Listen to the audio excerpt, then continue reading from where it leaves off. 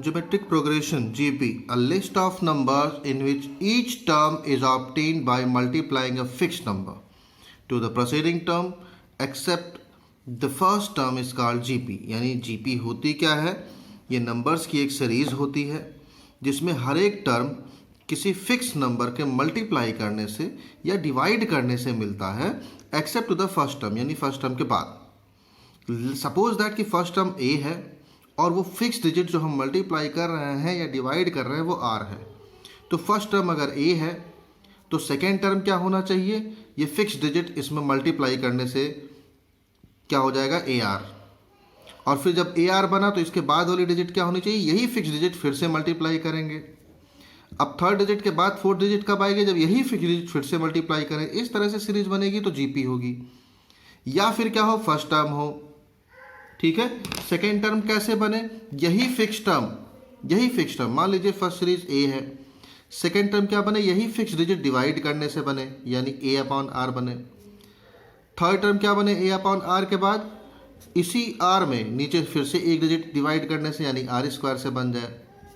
फिर से क्या हो? यही फिक्स टर्म हो और फिर किससे डिवाइड? यही फिक्स डिजिट डिवाइड करने से बने। इस तरह से सीरीज अगर बनती जाती है तब भी वो जीपी होती है, ठीक है। नाउ सी दैट हियर कि फर्स्ट टर्म जो आपका है यानी टर्म 1 ए है, अगर मल्टीप्लिकेशन लेके चलते हैं। सेकेंड टर्म हमारा ए आर है, थर्ड टर्म क्या है? ए आर स्क्वायर है, फोर्थ टर्म क्या है? A R cube. एक बार अगर आप यहाँ ध्यान से देखें तो फर्स्ट टर्म ए है, सेकेंड टर्म यानी T2 है ए आर। आर को हम पावर में लिख सकते हैं 2 - 1, क्योंकि 2 में से 1 जाएगा, आर ही बचेगा। T3 equal to a r square है, यानी थर्ड टर्म आपका ए आर स्क्वायर है, तो पावर जो 2 लगा है इसको लिख सकते हैं 3 - 1, यानी T3 is equal to a r power 3 - 1। T4 is equal to a r power 4 - 1। T5 is equal to a r power 5 - 1। तो अगर हम 5 की जगह n लिख दें तो Tn equal to a r power n - 1। यानी अगर जीपी सीरीज में n टर्म्स हैं तो nth टर्म का फार्मूला हो जाएगा ए आर पावर n - 1, याद रखिएगा।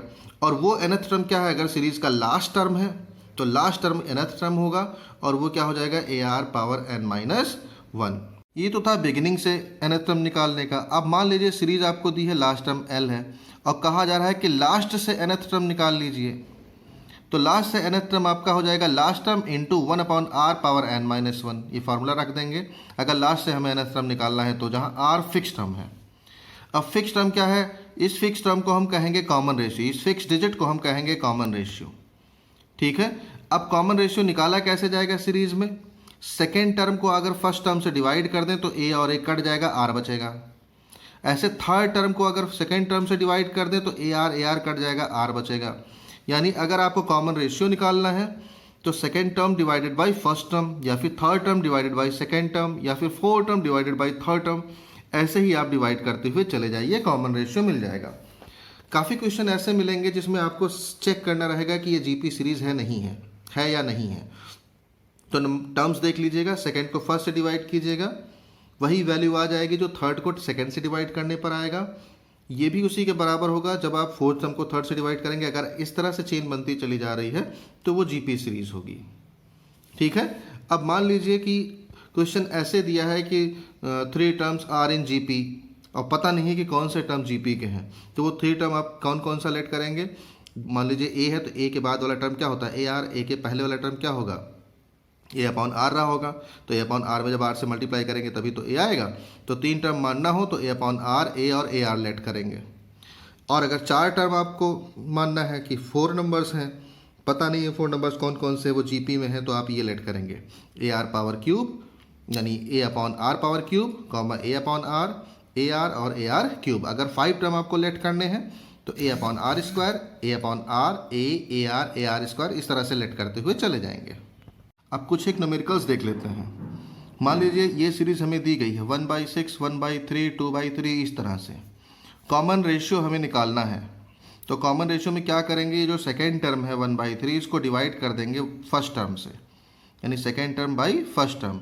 हमने डिवाइड किया तो ये ट्रांसपोज हो जाएगा, 6 ऊपर आ जाएगा, 3 नीचे। डिवाइड किया कितना आ गया? 2। तो कॉमन रेशियो कितना आया? 2। अब यहाँ आप देख रहे हैं कि थर्ड टर्म हमारा 2/3 है, तो अगला नेक्स्ट टर्म यानी फोर्थ टर्म क्या आएगा? जब इस डिजिट में यानी 2/3 में फिर से हम कॉमन रेशियो यानी फिक्स डिजिट मल्टीप्लाई करेंगे। जीपी में आपने पढ़ा है कि प्रेसिडिंग टर्म कब आता है, जब कॉमन रेशियो हम मल्टीप्लाई करते हैं। तो 2/3 में हम फिर से 2 से यानी आर की वैल्यू 2 आई है मल्टीप्लाई करेंगे, 4/3 आ जाएगा। ये अगला टर्म होगा इस सीरीज़ का। ऐसे ये सीरीज़ दी गई है, इंपॉर्टेंट है। फर्स्ट टर्म आपका √3 है, आर निकालना है तो सेकेंड टर्म को फर्स्ट टर्म से डिवाइड कर देंगे, 1/3 आ गया है। हमें nth टर्म अगर निकालना है, ठीक है, if you have find nth term suppose that, तो nth टर्म का फार्मूला क्या है, AR पावर n-1, ठीक है, AR पावर n-1 फार्मूला है। तो अब 15 टर्म निकालना है तो AR power 15-1, that means AR power 14, A की वैल्यू √3, R की वैल्यू 1/3 पावर 14। √3 का मतलब होता है 3 पावर हाफ, ये 3 अपॉन में है 3 पावर 14, 3 पावर हाफ नीचे लाएंगे तो 3 power 14 into 3 power half, 3 power minus half हो जाएगा। बेस इक्वल है, पावर सब्ट्रैक्ट हो जाएंगे तो आ जाएगा 1/3 पावर 14 माइनस हाफ। सॉल्व करेंगे 1/3 पावर 27/2।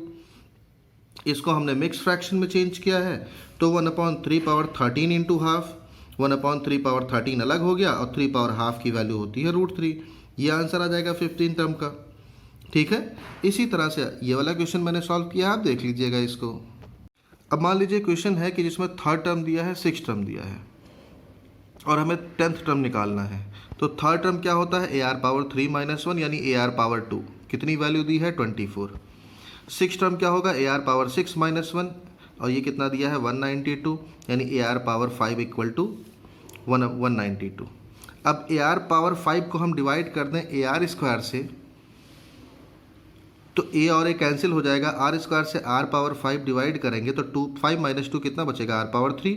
तो यहाँ राइट साइड में भी 192 डिवाइड हो जाएगा 24 से, 8 आ गया, ठीक है। दोनों का क्यूब रूट करेंगे, R की वैल्यू 2 आ जाएगी। यही वैल्यू R की हम फर्स्ट इक्वेशन में पुट कर दें और A की वैल्यू निकाल लेंगे तो 6 आ जाएगा। 10th टर्म फाइंड करना है, AR पावर 10-1 फार्मूला हो गया। nth टर्म का फार्मूला है AR पावर n-1, n की जगह 10 रख देंगे। AR पावर 9 आया, A की वैल्यू 6 निकाल चुके हैं, R की वैल्यू 2 निकाल चुके हैं। वैल्यू पुट करके सॉल्व कर लेंगे, आंसर हो जाएगा, ठीक है। अब यहाँ दिया है कि 3 टर्म आपके GP में है तो x की वैल्यू निकालनी है। अगर GP में है तो second term upon first term यानी x अपॉन -2/7 और 3rd term upon second term यानी -7/2 अपॉन x ये होना चाहिए। By cross multiplication x into x square, इन दोनों को मल्टीप्लाई करेंगे तो माइनस माइनस हो जाएगा प्लस 2 और ये दोनों आपस में मल्टीप्लाई में चले जाएंगे, 2 और 2 कट जाएगा, 7 और 7 कट जाएगा, 1 आ जाएगा। x square equal to 1, that means x equal to +-1। अब एक क्वेश्चन है जिसमें 4th टर्म हमें x दिया है, 7th टर्म y दिया है और 10th टर्म z दिया है। हमने वैल्यू रख करके x, y और z की वैल्यू निकाल ली, नोट कर ली। अब ये लिखा है कि प्रूफ कीजिए x, y और z ज्योमेट्रिक प्रोग्रेशन में होंगे, ठीक है। तो अगर हमें इसको ज्योमेट्रिक प्रोग्रेशन में लाना है तो ज्योमेट्रिक प्रोग्रेशन में होना क्या चाहिए, y/x इक्वल टू z/y होना चाहिए। y/x इक्वल टू z/y यानी second term upon first term equal to 3rd term upon second term. Cross multiplication करेंगे तो y square equal to xz। अगर ये हम प्रूफ कर ले जाएं y square is equal to xz तो x, y, z GP में हो जाने चाहिए। तो अब हम y की वैल्यू रखते हैं, y की वैल्यू AR पावर 6, स्क्वायर लगा है, स्क्वायर लगा दिए। राइट साइड में x और z, x की वैल्यू है AR³ और z की वैल्यू है AR पावर 9। सॉल्व करते हैं, यहाँ A स्क्वायर आ जाएगा, R पावर 6 2 = 12। यहाँ भी सॉल्व करेंगे, A इंटू A स्क्वायर आ गया, R पावर 3, R पावर 9 यानी R पावर 12, दोनों साइड इक्वल आ गए, that means y square is equal to xz proof हुआ, that means x, y, z GP में हो जाएंगे, ठीक है। और इसी तरह से एक क्वेश्चन है, अभी मैंने बताया था कि जब हमें 3 डिजिट लेट करनी हो, तो एक क्वेश्चन है जिसमें हमें डिजिट नहीं मालूम है जो कि GP में है 3 डिजिट। तो हमें 3 डिजिट कौन कौन सी लेट करनी होगी, A/R, A और AR। अब कंडीशन क्या दी गई है कि तीनों डिजिट का सम 39/10 है। हमने A/R, A और AR ऐड किया, कितना होना चाहिए 39/10। और एक कंडीशन और दी है कि तीनों नंबर्स का मल्टीप्लिकेशन यानी product A/R into A into AR 1 है। तो यहाँ अगर हम नोट करेंगे तो देखेंगे R और R कट जाएगा, A³ की वैल्यू 1 आ गई यानी A की वैल्यू 1 हो गई। यही A की वैल्यू हम फर्स्ट इक्वेशन में पुट कर देंगे और फर्स्ट इक्वेशन को R के लिए सॉल्व कर लेंगे। हम R के लिए जब सॉल्व करते हैं तो क्वाड्रेटिक इक्वेशन बन जाता है। क्वाड्रेटिक इक्वेशन सॉल्व करना आप जानते हैं। आर की वैल्यू हमने निकाल ली, 5/2 आ गया, 2/5 आ गया, आर की दो वैल्यूज़ आ गई।